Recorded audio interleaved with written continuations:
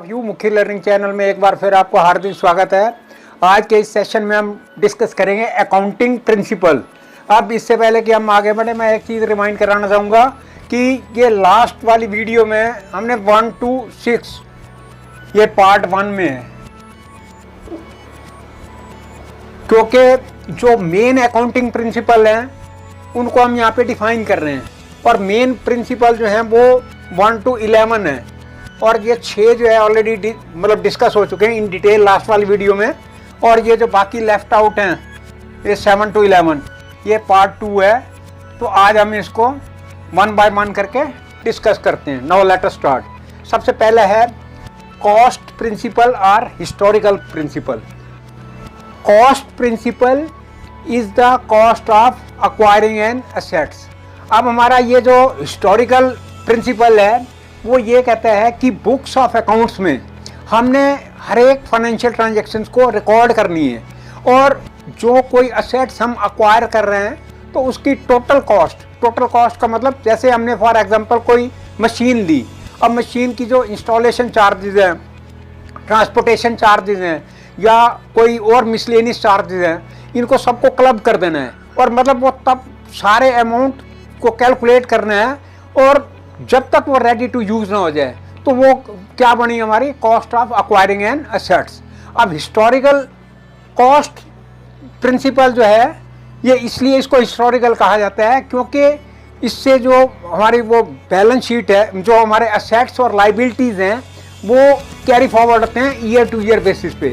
तो जो भी उसमें इररिस्पेक्टिव ऑफ मार्केट रेट, अब बाई दी स्टॉक, अब जैसे मान लो हमने किसी असेट्स की कॉस्ट हमने 1 लाख रुपए ले ली और वो हिस्टोरिकल कॉस्ट है, वो टिल मतलब वो बिजनेस और मतलब परफॉर्म करेगा, उसकी कॉस्ट रिमेन्स एवर वही की वही रहेगी, उसमें कोई मार्केट रेट का कोई इफेक्ट नहीं पड़ेगा। अब बाई दी वे, अब जैसे एक बिजनेस मैन ने 35 लाख रुपए की लैंड ले ली, अब लैंड की कॉस्ट जो है वो 35 लाख है। अब इसको जो हमारी जो बुक्स ऑफ अकाउंट्स हैं जिसको हम बुक वैल्यू मतलब जब हम एंट्री रिकॉर्ड करेंगे तो उसको बुक वैल्यू बोलते हैं, उस बुक वैल्यू में हमने मतलब लैंड और इसके बाद जो डेप्रिसिएशन इसमें, क्योंकि जितने एसेट्स हैं इनमें डेप्रिसिएशन का प्रोविज़न है वो अकॉर्डिंग टू उनकी लाइफ टर्म को देखते हुए, तो हम क्या करेंगे मतलब जो वो है book value minus depreciation up to date. अब इसके जो हिस्टोरिकल का इसके सबसे मतलब कॉस्ट के क्या फ़ायदे हैं? सबसे फ़ायदा तो ये है कि इसको रिलायबल है, वेरीफाइएबल है और इसको इसलिए क्रिटिसाइज़ किया जाता है क्योंकि इससे मतलब जो कंपनी की वर्थ है वो एग्जैक्ट नहीं रिफ्लेक्ट होती है। अब इसके जस्टिफिकेशन क्या है?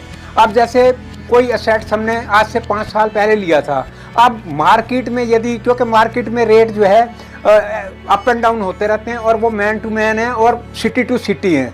अब मान लो जो 5 साल यदि हम उसकी वैल्यू आज की डेट में लगाना चाहेंगे तो वो इम्पॉसिबल है, हम मार्केट को ट्रैक डाउन नहीं कर सकते। तो इसलिए ये मतलब वो जस्टिफिकेशन है, ये जस्टिफाइड है कि जो हमने जो ओरिजिनल हमारी कॉस्ट थी उसी पे हमने उसको रिकॉर्ड कर रखा है। मोरओवर अब नेक्स्ट हमारा जो है ये रेट जो है वो मतलब वेरीफाइएबल है और रिलायबल है। क्योंकि हमारा वेरीफाइएबल है क्योंकि हमारे पास डॉक्यूमेंट्री एविडेंस है, वो प्रूफ लगा हुआ है और रिलायबल है।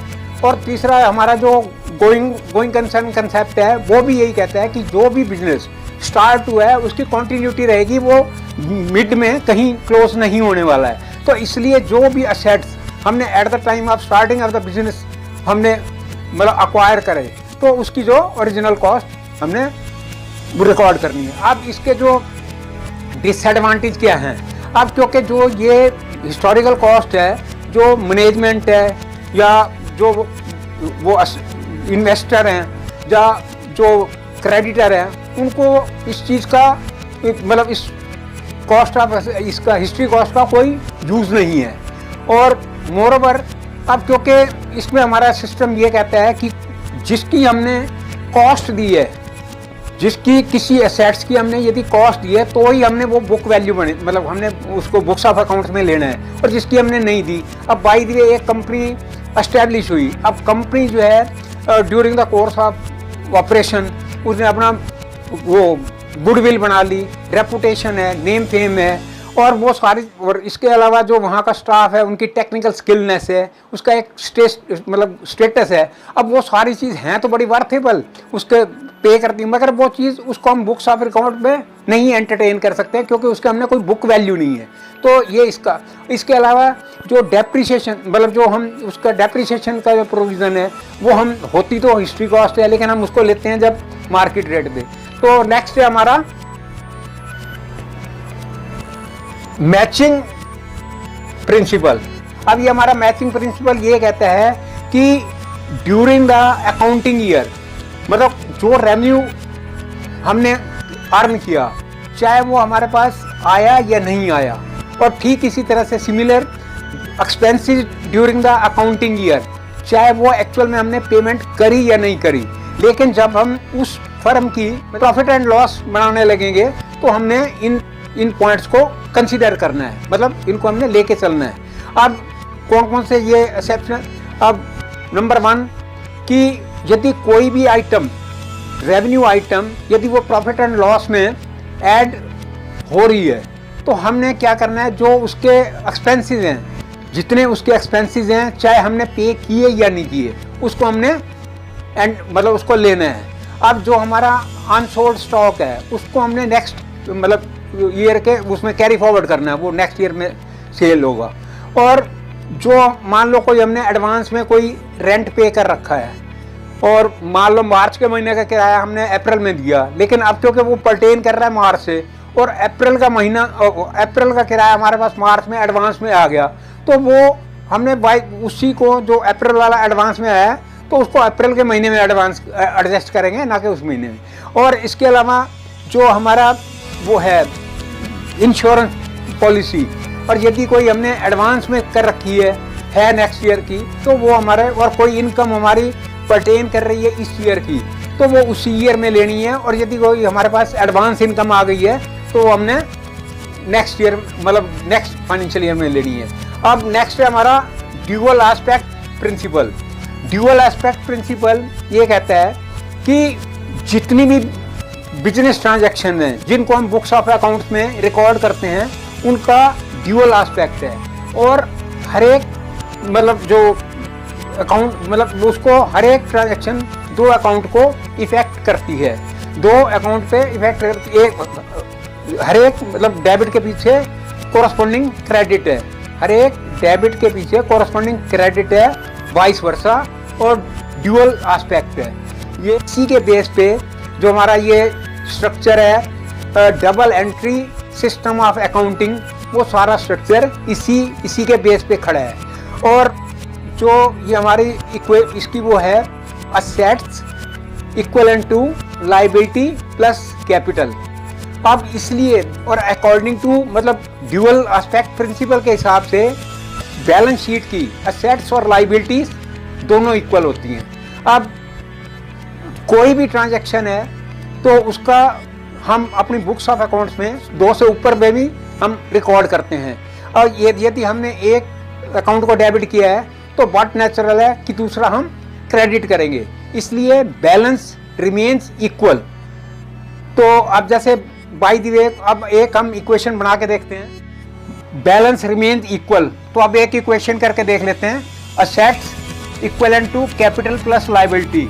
अब ये अमाउंट जो है इन लैक्स है, इन लैक्स। अब जैसे इसकी मशीनरी की कॉस्ट है 20 लैक्स, ओपनिंग स्टॉक है 9 लाख का, और कैश इन हैंड है, cash in hand and bank balance 41।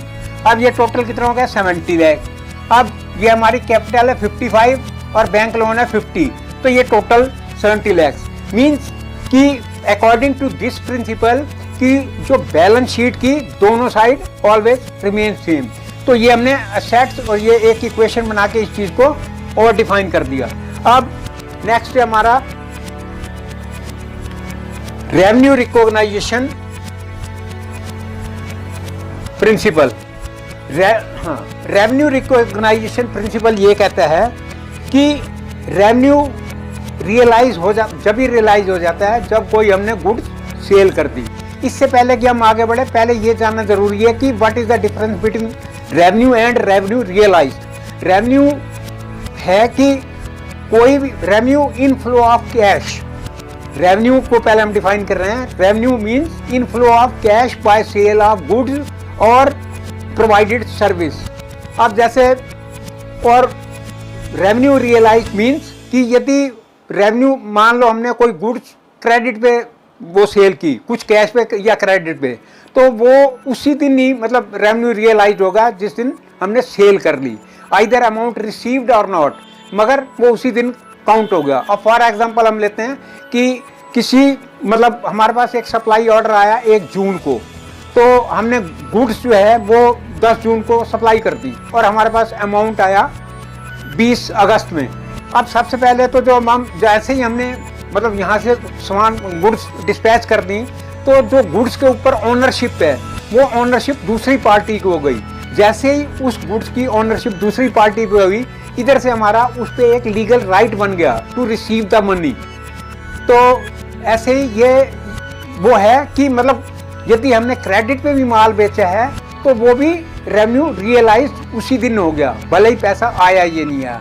अच्छा, मोरओवर यदि कंपनी के और कोई रिसोर्सेज हैं, तो जैसे बैंक इंटरेस्ट आता है, रेंट आता है या कहीं से डिविडेंड आता है, तो वो भी सेम है, क्योंकि उस पर उसका जो उस फर्म का एक टू रिसीव दैट अमाउंट उसका एक लीगल राइट है टू रिसीव दैट। अब जैसे उसका कोई इंटरेस्ट वो आना था, रेंट है मार्च के महीने का, आया अप्रैल के महीने में।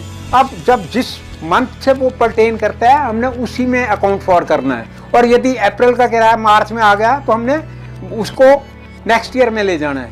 तो ये वही है कि जो चीज़ जब आई, अब ये हमें ये देखना है कि ये कुछ एक्सेप्शनल है, इसमें हमें कैसे मतलब डील करना है। जैसे मान लो कोई लंबा प्रोजेक्ट है कंपनी के हाथ में जिसकी टर्म कम से कम 4-5 साल लगेंगे। अब जो रेवेन्यू रियलाइज अब इतनी वेट तो नहीं हम कर सकते, तो ऐसे केसेस में हम क्या करेंगे, उसको प्रोपोर्शनेटली बेसिस पे कर देंगे, यानी कि उसको ईयरली बेसिस पे बना के और उसकी रेवेन्यू जो है रियलाइज करेंगे। और इसके अलावा मान लो किसी का कैश मतलब जो अकाउंटिंग सिस्टम है प्योरली कैश पे है, तो वो फिर उसका जो डेट ऑफ रियलाइजेशन जब भी मानी जाएगी जिस दिन वो कैश आ गया। और बाई द वे कोई हमने सेल कर रखी है, मतलब उस पर पेमेंट उस पर इंस्टॉलमेंट बेसिस पे कोई हमने गुड सेल की हुई है, तो जब वो हमारे पास जो उसकी डेट है इंस्टॉलमेंट जब आ जाएगी, जब भी रेवेन्यू रियलाइज समझा जाएगा।